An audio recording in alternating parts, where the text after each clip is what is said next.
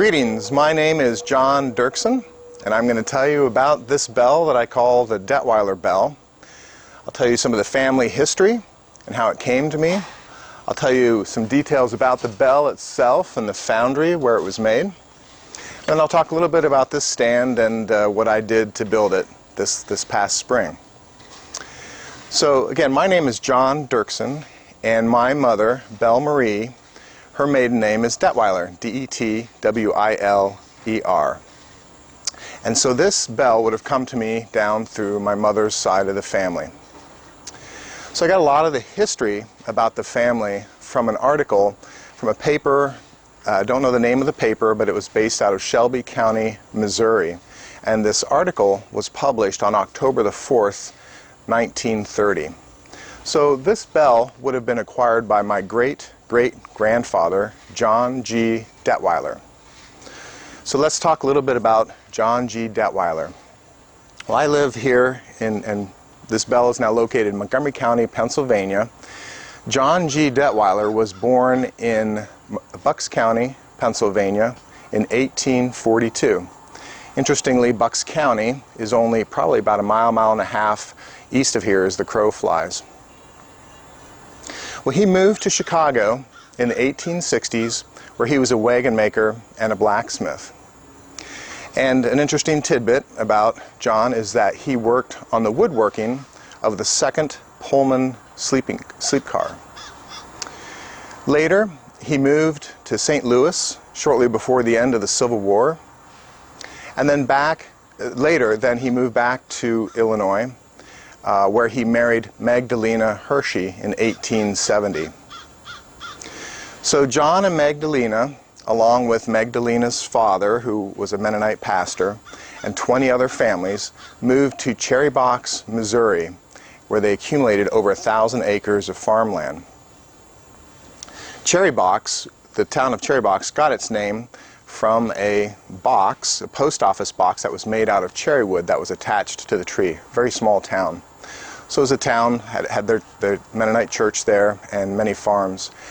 John G Detwiler would have farmed 320 acres, and he was most likely the local postmaster, blacksmith, woodworker. He probably wore a lot of hats back in the day. But the farm there in Cherry Box, Missouri was called the home place, and this bell would have been there at the home place. So at some point John would have acquired that bell, and this would have been an important tool that they used on the farm to call people back for dinner or lunch, announce the time, or whatever way they needed to communicate folks that were out in the fields. Later then, John's son, Noah Detwiler, and his wife, Orpha Detwiler, would have farmed the home place in Cherry Box, Missouri. So Noah and Orpha would have been my great-grandparents. And my grandfather, Ralph Detwiler, would have grown up on the farm and would have been called to lunch and dinner probably by this very bell. And it was something that was very special to my grandfather, Ralph. He purchased it from when the farm in Cherry Box, Missouri was auctioned off. He purchased it for himself, and he put it on the top of his garage in Heston, Kansas. So my memory as Ralph's grandson would be, I grew up in the Midwest, in Nebraska, just 3 or 4 hours north of Heston, Kansas. And so me and my family went down to Heston quite a bit to visit our relatives. That's where both sides of my family, my father and my mother would have grown up. So my memory of this bell would be pulling up to my grandma and grandpa, Ralph and Verna Detwiler's house on Weaver Street in Heston, and this bell was just on top of the garage. I just remember the bell being there. And I never asked any of the history or anything, and so it's been fun for me to learn more about the history here.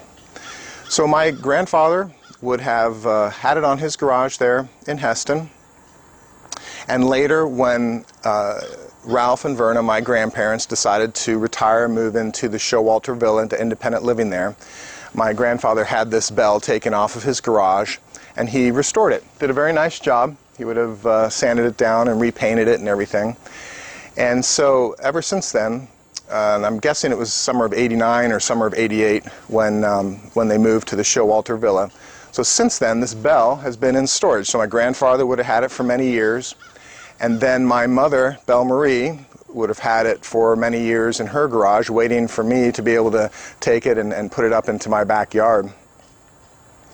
So this bell was, my mom brought it out to me in 2013 or 2014, and it has been in my basement since then, and today is the last weekend of September 2020.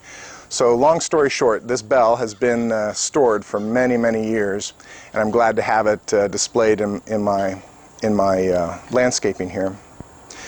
So I really didn't know much about the bell other than it was my grandfather's. It meant a lot to him, and I was looking forward to incorporating it into my landscaping.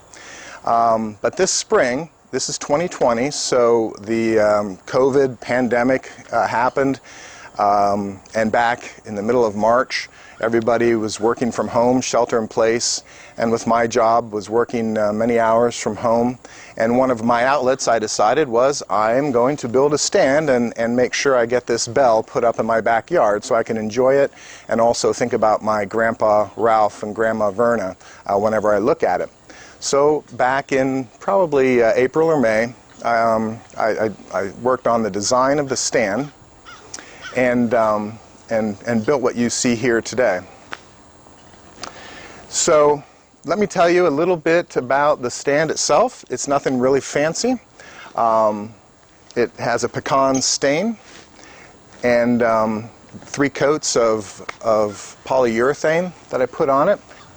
The stand itself is made out of pressure-treated pine, and my wife Sheila found these nice little brackets that we didn't want to make it too fancy, but just enough that because we didn't want to take away from the look of the bell. But we found these brackets that looked nice and complemented everything very, very nicely. So really pleased with how it all turned out. Now let me tell you about the history of the actual bell itself and the company that manufactured it. So at the top of the bell here is stamped the name and location of the manufacturer of the bell. So Perrin and Gaff Manufacturing Company was based out of Cincinnati, Ohio, and there's very, very little information that you can find about this bell. What I was able to find, I purchased a book called Large Bells of America, written by Neil Goppinger, or Gopinger, I'm not for sure how to pronounce his name, but very little information I could find online or from this book. But what I could find is that the company was in business from 1867 to 1891, and an interesting fact is that they successfully defended a patent case in the U.S. Supreme Court in April of 1888. But this is a 20-inch bell, and when I looked, I could find quite a few made by Perrin and Gaff that were in that 14.5 to 18-inch range, but only one bell I found out on the internet and my searches that was 20 inches. So it seems like this would have been one of the larger ones they would have made. And it's an iron or steel bell, and it is of the pre-Civil War shape. It may not have been made prior to the Civil War, but it would have been made right around that same time. And the differentiator is this is pre-Civil War. A post-Civil War bell would have a larger top and a longer, and the bell itself would be a little bit longer. What they found was that that new shape made just a little bit better sound. But this is a pre-Civil War shape iron or steel bell that would have been used. The company would have made bells that would be used in schools, churches, firehouses, or in our example here in farms. So that is history of the bell itself, and a little bit about the stand, and I really enjoyed making that, and now my wife and I are enjoying being able to incorporate this in our landscaping. It's off the back of our house where we enjoy our cups of coffee in the morning. I can see it, and I can think about my Grandpa Ralph Detwiler and Verna, and the interesting history of the family and the bell itself. So thank you. I hope you enjoyed this video.